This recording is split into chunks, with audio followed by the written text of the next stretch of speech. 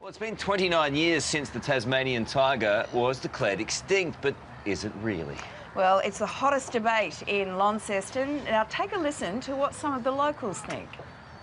Absolutely, they exist. I've not seen one, but they're out there.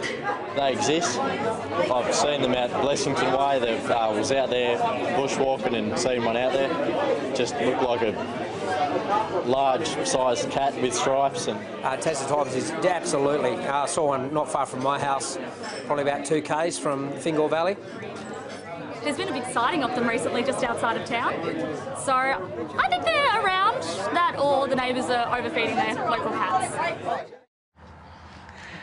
Yeah, I've got no idea why they didn't ask that bloke called Carl Stefanovic who was drinking in the background. You go have a quiet beer with your friends and you get on national TV. You get snapped. Anyway, it certainly is the talk of the town. Joining us now is David Maynard from the Queen Victoria Museum, which is a fine museum. David, good morning to you. Good morning. Everyone's got an opinion here about it, don't they? Oh, they do, yeah. It's big in Tasmania. I think most of the community wish it's still to be out there. We'd love to see them come back. Before you dispel all of the myths, yes, there'd be a lot of people that would send in new photos, would ring you and say, listen, I've had a sighting. How many, on average, do you reckon you get a week? Well, guaranteed once a month we'll have either fuzzy photos or dog droppings or skulls of seals or such brought into the museum for identification. Wow. So what about confirmed things? When was the last official sighting of the Tassie tiger? Well, the last known animal to be killed in the wild was 1930, and the last known animal to die was in the zoo in Hobart in 1936.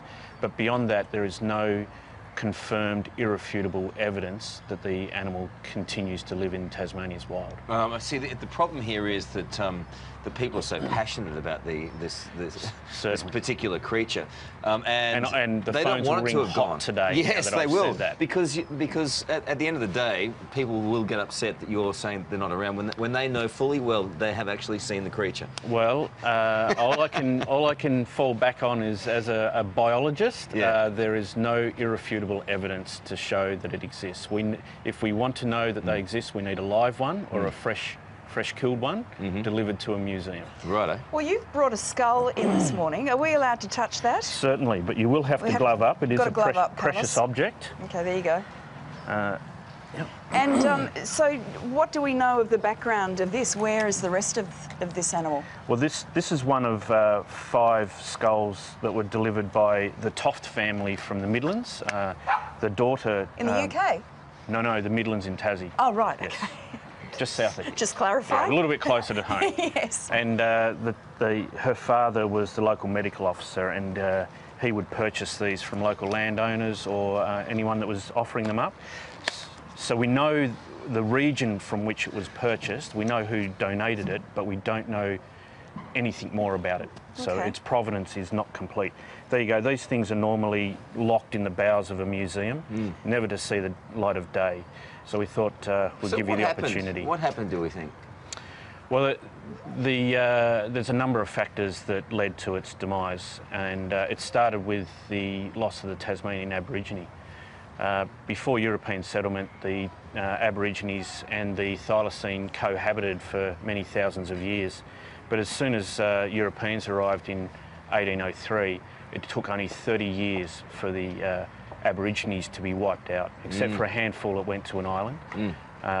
And their loss of influence on the landscape was immediately felt. They used to burn the landscape regularly, and that produced fresh green growth for wallabies and other marsupials to feed upon. And so that was the Aboriginals and the Thylacine's food source. And you were saying that at the time, towards the end of their existence, there was a bounty on them. They were really highly prized with collectors. Yes. Well, there was a government bounty scheme along with a number of other private schemes because they were considered a sheep killer. And then towards the very end, when it was becoming a very rare species, the price rocketed. They were in demand around the world in museums. There was talk a couple of years ago that you were going to try and bring them back to life with DNA. Well, I wasn't. No, you personally were. No.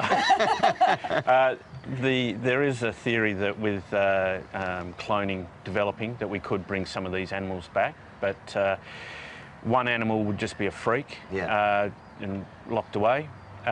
We would need between 100 and 500 genetically different individuals to so repopulate. it's not really possible. Geez, you're a real Debbie Downer to talk to. Well, I don't mean to. I mean, there is an upside, and well, the only upside to this is that we should learn from the mistakes and make sure it doesn't happen to other Australian animals. It's a really good message, and look, it's terrific.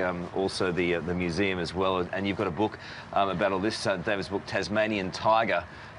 Precious little remains from our website. All the details there on how to get hold of that. It's a really, really good book, interesting read, and you're an interesting guest. Thank you. Thank you very much for being for coming a Debbie in. Downer. See you later. Nice. Thank you.